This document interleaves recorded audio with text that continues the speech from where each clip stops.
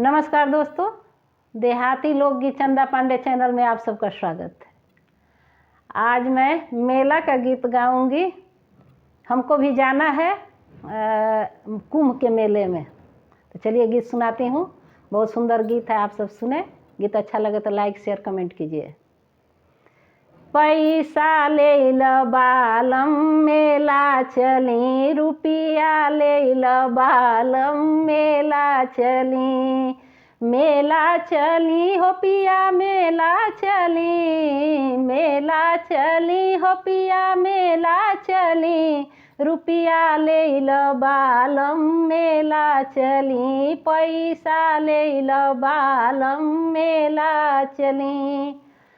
वो हीरे मेलवा में चुनरी बिकत हैं, वो हीरे मेलवा में चुनरी बिकत हैं, चुनरी किन द बालम ओढ़त चली, चुनरी किन द बालम ओढ़त चली, पैसा ले ल बालम मेला चली, पैसा ले ल बालम मेला चली, रुपया ले ल बालम मेला चली।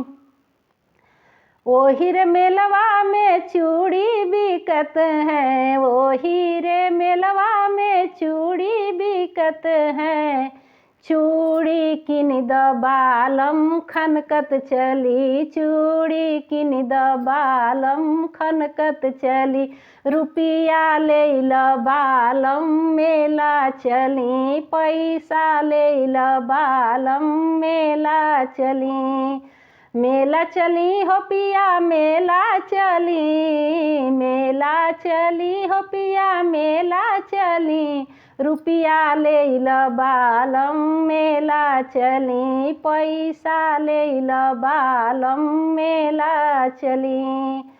वो हीरे मेलवा में पायल बिकत है, वो हीरे मेलवा में पायल बिकत है, पायल किन द बालम बाजत चली, पायल किन द बालम बाजत चली, रुपया ले ल बालम मेला चली, पैसा ले ल बालम मेला चली, मेला चली हो पिया मेला चली, मेला चली हो पिया मेला चली, रुपया ले ल बालम मेला चली, पैसा ले ल बालम मेला चली, रुपया ले ल बालम मेला चली।